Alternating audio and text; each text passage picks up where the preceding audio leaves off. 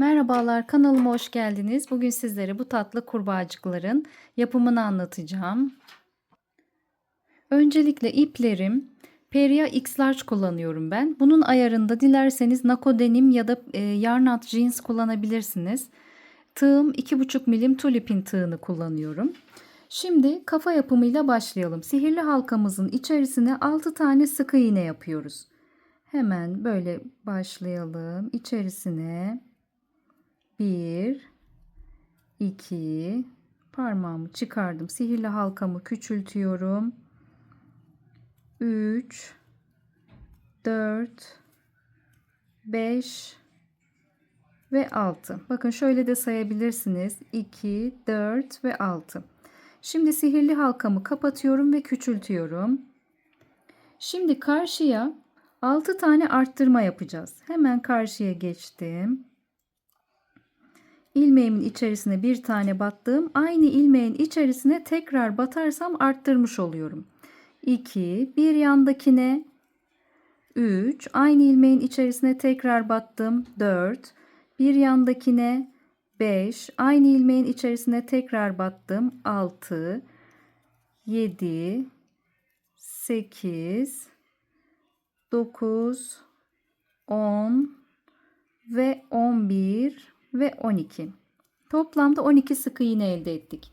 İkinci sıramızı bitirdik. Şimdi üçüncü sıramızda bir sık iğne bir arttırma 6 kere tekrarlayacağız. Bir tane sık iğne battım.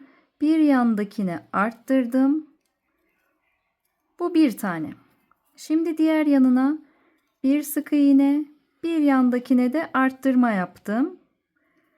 Bu da ikinci. Bu şekilde sayabilirsiniz. Tekrar bir sık iğne, bir yandakine bir arttırma. Bu üçüncü. Toplamda bu şekilde 6 tane yapalım. Evet, toplamda 6 kere bir sık iğne bir artırma yaptık ve 18 tane sık iğne elde ettik etrafımda. Şimdi ise bir sık iğne bir arttırma bir sık iğne yapacağız. Şu şekilde. Bir sık iğne, ortaya bir tane arttırma, yanına bir sık iğne. Bu şekilde sıra sonuna kadar devam edelim. Yine 6 kere tekrarlayacağız. Bakın. Bir sık iğne yaptım. Ortancayı arttırdım. Tekrar yanına bir sık iğne yaptım. Bunu 6 kere tekrarlayalım. Bakın bir daha yapıyorum. Bir sık iğne battım. Ortayı arttırdım. Diğer yanına bir sık iğne daha yaptım. Bir sık iğne, bir arttırma, bir sık iğne. Bunu bir sayıp 6 kere tekrarlayalım. Evet, dördüncü sıramızı da tamamladık. 24 tane sık iğne elde ettik. Şimdi 5. sıramızdayız arkadaşlar. 3 sık iğne bir arttırma yapıyoruz. 1, 2, 3 tane tek batıyorum.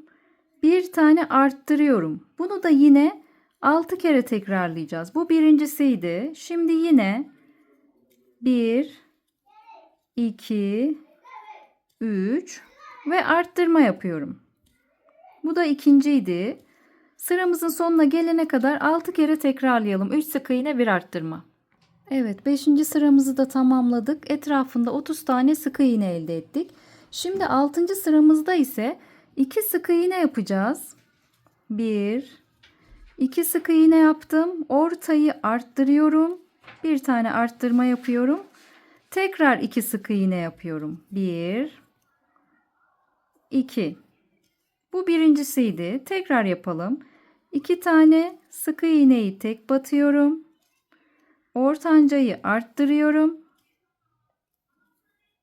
Tekrar yanına 2 sık iğne yapıyorum. Tek batıyorum 2 sık iğneyi. Bunu da 6 kere tekrarlayalım. Bakın tekrar yapalım. 1 sık iğne, 2 sık iğne, ortancayı arttırdım, ortasını arttırdım. Hemen yanına bir sık iğne ve bir sık iğne daha. Yani 2 sık iğne, bir arttır, 2 sık iğne. Bunu bu şekilde 6 kere sıra sonuna kadar tekrarlayalım. Evet, 6. sırayı da tamamladık. Etrafında 36 sık iğnemiz oldu. Kafa yapımımız bitti. Yani ağız, özür dilerim, ağız da diyebiliriz buna. Şu şekilde bakın. Hemen yanına bir sık iğne batıyorum. halkamı halkamın içerisinden geçirip bir tane de içine zincir atıp ipimi kesiyorum. Sonra bunu da şuralardan gizleyebilirsiniz. İçerlerden gizleyin. Bakın bu şu şekilde, bu ipleri de keseceksiniz. Hadi ben şimdi keseyim. Dayanamadım. Bakın bu ağzımız oldu. Bu şekilde katlayacağız. Şimdi gözümüzü yapalım. Önce beyaz ipimizi alıyoruz. Sihirli halka oluşturuyoruz hemen. Sihirli halkamızın içerisine 6 tane sık iğne yapıyoruz. 1 2 3 ipimizi biraz küçültelim. 4 5 ve 6. Sihirli halkamızı kapatalım. Şimdi 6 tane arttırma yapacağız. Hemen karşıya batalım. Bakın bu noktaya ilk oluşturduğumuz sık iğneye birinciye battım. 1 ve 2. Hemen yanındakine 3 ve 4. Hemen yanındakine 5 ve 6. Hemen yanındakine 7 ve 8. Hemen yanındakine 9 ve 10. Hemen yanındakine 11 ve 12. İpimizi biraz uzun bırakalım ve göz takalım. Ben 5 milim kilit göz kullanacağım arkadaşlar. Bakın hemen ortasına kilit gözümü yerleştiriyorum. Gözümü şöyle arkadan da kilitliyorum. Gözü kilitlediyseniz örmeye devam edelim. Şimdi 12 sık iğne çift batmıştık. Şimdi düz 12 sık iğne öreceğiz. 1 2 etrafını örelim. 3 4 12.'ye geldiğimizde hemen yeşil ipimize geçiyoruz. Yeşil ipimi diğer elime aldım. Bakın. Şöyle tekrar batayım. 12'yi batıyoruz ya. Buraya battık. Bir tane aldım. Bu yeşil ipimi beyazın içerisinden, iki halkanın içerisinden geçirdim ve arkadan bağlıyorum uzun ipimle.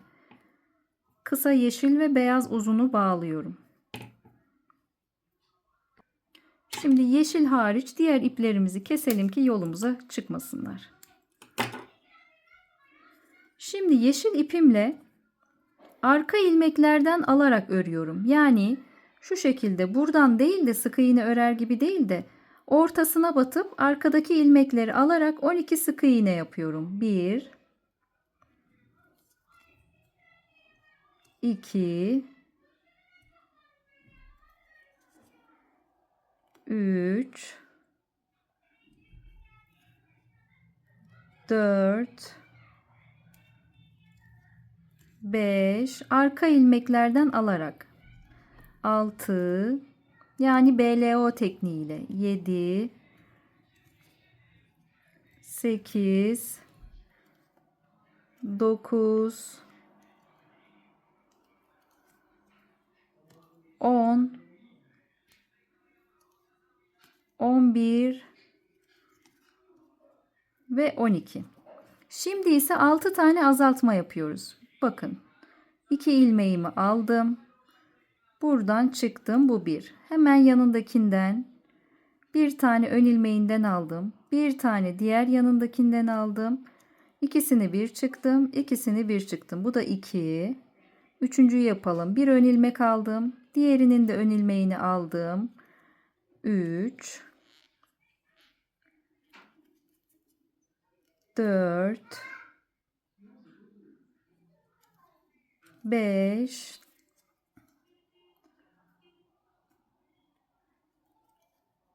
ve 6. Şimdi şuradan da bir tane ip alıp bu ilmeğimi bu ilmeğimin içerisinden kaydırarak geçirdim. İpimi bir miktar uzun bıraktım ve çektim. Şimdi arkayı şu şekilde kapatacağız. Dilerseniz daha uzun bırakıp iğneyle de yapabilirsiniz. Ben tığla şu şekilde kapatacağım. İçerisine elyaf vesaire doldurmuyorum. Dilerseniz doldurabilirsiniz. Sonra ipimi şuradan gizledikten sonra kesiyorum. Gözümüz hazır. Bunun gibi bir tane daha hazırlayın. Şimdi vücudunu yapıyoruz. 4 tane zincir çekelim. Bakın. 1, 2, 3 ve 4. 4 tane zincir çektim. Üzerine hemen ikinci zincirden itibaren 3 tane sık iğne yapıyorum. 1, 2 ve 3. Bir tane zincir çekiyorum, dönüyorum. Yine 3 tane sık iğne yapıyorum. 1, 2 ve 3. Tekrar bir zincir çektim, döndüm. Bakın ikinci sıramızdayız. 8 sıra olana kadar bu şekilde yapalım. Döne döne. Bir zincir çek, dön, 3 sık iğne. Evet, 8.'yi de yaptıysanız bakın şöyle sayabiliriz. 2, 4, 6, 8. 8.'yi de yaptıktan sonra tekrar bir zincir çekiyorum, dönüyorum. Bir tane azaltıyorum. Bir tane azaltma yaptım. Bir tane sık iğne yapıyorum buraya hemen. Tekrar bir zincir çekiyorum, dönüyorum. Bir tane daha azaltıyorum. Bir tane daha azaltıyorum. Tekrar bir zincir çekip dönüyorum. Bir tane sık iğne yapıyorum. Ve 3 tane zincir çekiyorum. 1, 2, 3, hatta 5 çekelim. 4, 5. Burası boynumuz olacak. Uzun olunca mesela ben bunu daha kısa ördüm. Uzun olunca daha güzel oluyor bence. 5 tane zincir çektikten sonra ipimizi uzun bırakalım ki kafamızı dikelim. Bu şekilde çıkardım. Şimdi arkadaşlar ayak ve kol yapacağız. Ayak ve kol hepsi aynı. Yani 4 tane aynısından yapacağız. 10 tane zincir çekiyoruz. 1, 2, 3, 4, 5, 6, 7, 8, 9 ve 10. Şimdi 4 tane ilmek kaydırma yapacağız. Yani ikinci zincirden itibaren bir tane aldım. İlmeğimi ilmeğimin içerisinden kaydırdım. 1. Bir tane aldım. İlmeğimi ilmeğimin içerisinden kaydırdım. 2. Üçüncüyü yaptım. Ve dördüncüyü yaptım. Şimdi 5 tane zincir çekiyorum. 2, 3, 4, 5. Yine 4 tane ilmek kaydırma yapıyorum. İkinci zincirimden itibaren aldım. İlmeğimi kaydırdım 1. İlmeğimi kaydırdım 2. İlmeğimi kaydırdım 3. İlmeğimi kaydırdım 4. Tekrar 5 zincir çektim. 1, 2, 3, 4, 5. İkinci zincirden itibaren ilmeğimi kaydırdım 1. Kaçırdım ipi, özür dilerim. İlmeğimi kaydırdım 2. İlmeğimi kaydırdım 3. İlmeğimi kaydırdım 4. 3 tane parmak yaptık. Hemen şuradaki noktaya batıyoruz. Bakın. Şöyle 3 tane yaptık ya. Şuraya bağlıyoruz. Şu uzun ipimize. Tekrar ilmek kaydırdım 1. Tekrar ilmek kaydırdım 2. Şuraya da batalım. 3. İlmek kaydır 4. İlmek kaydır 5. Bir zincir çek ve ipi kes. Dilerseniz uzun da bırakabilirsiniz. Ben şu şekilde bağlayacağım ve silikonla yapıştırmayı düşünüyorum bunları. Yani biraz dikip biraz silikonla. Uzun ipi şu aralardan gezdirip saklayıp öyle kesin arkadaşlar. Direkt de kesebilirsiniz ama çıkma ihtimali var. Şimdi dil yapımını anlatıyorum. Kırmızı ipimizi aldık. 10 tane zincir çekiyoruz. 1, 2, 3, 4, 5, 6, 7, 8, 9 ve 10. İlmek kaydırarak 9 tane ilmek kaydırma yapıyoruz. Bakın ikinciden itibaren 1. İlmek kaydırdım 2. ilmek kaydırdım. 3, 4, 5, ilmeğimin içerisinden kaydırdım. 6, tekrar aldım. 7, 8 ve 9'uncuyu yaparak bitiriyoruz. İlmeğimin içerisinden kaydırdım. Bir tane de zincir çektim. Kestim. Bu dili zaten silikonla yapıştıracağız. Dilerseniz dikebilirsiniz. Ben şu an acelem olduğu için silikonla göstereceğim size. Şuradan da kestim fazla ipi. Tamamdır. Bakın 4 tane ayak ve kolumuz var. Hepsi aynı örülmesi. Benim kullanacağım silikon bu. Kırtasiyelerde satılıyor ve soğuk silikon diye geçiyor arkadaşlar. Ağzımızı aldık. Bakın şöyle ikiye katladım. Şuralar açık kalsın. Şu ortaya yapacağız. Ortaya silikonumu döküyorum. Silikonum biraz kurudu. Silikonum kurumuş. Şöyle iğneyle aldım bir miktar.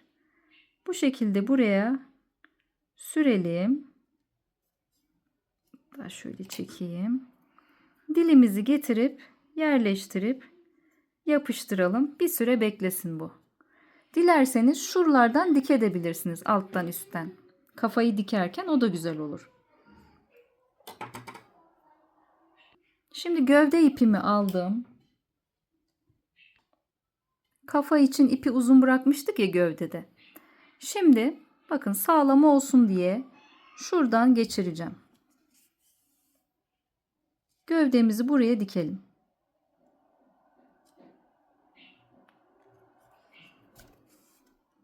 Yani bu boynumuz oluyor işte, anladınız siz.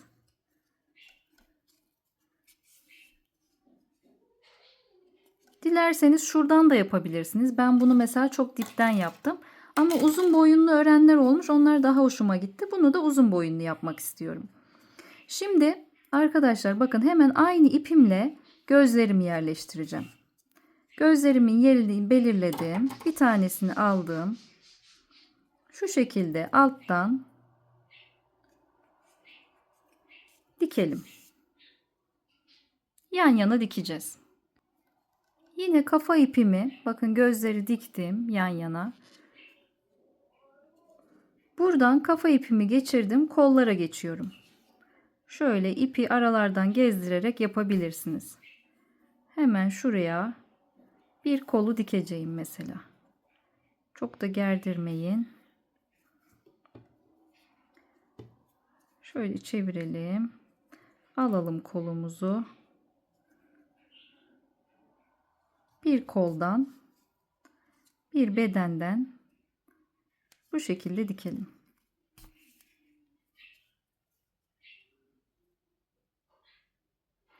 Ben biraz acele ediyorum. Siz daha özenli dikersiniz diye umuyorum. Hemen karşıya geçtim. Diğer kolu da dikeceğim. Bugün benim iğne de geçmiyor. Evet, kurbağacığımızı ördük. Tepesine de bir anahtarlık yapmak için bir tane zincir çekelim. Hemen şuraya batabileceğimiz bir noktaya batalım. Bakın bir kenardan battım. Yani ortadan diyeyim. Bir tane halka aldım. Halkamın içerisinden geçirdim ve zincir çekiyorum. Kaç sayısı ne kadar isterseniz. Bu şekilde çekelim. Şöyle kısıp ölçüp bakabilirsiniz miktarını. Evet. Şimdi tekrar aynı noktaya geldim. Tekrar battım. Yine halkamın içerisinden geçirip zincir çektim. Bir tane de kestim. İplerimi bağlıyorum.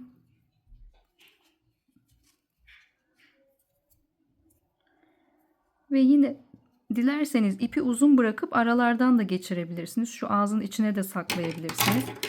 Benim şu an gerçekten acelem var. Çocuklarımı doyurmam lazım. Acıktılar.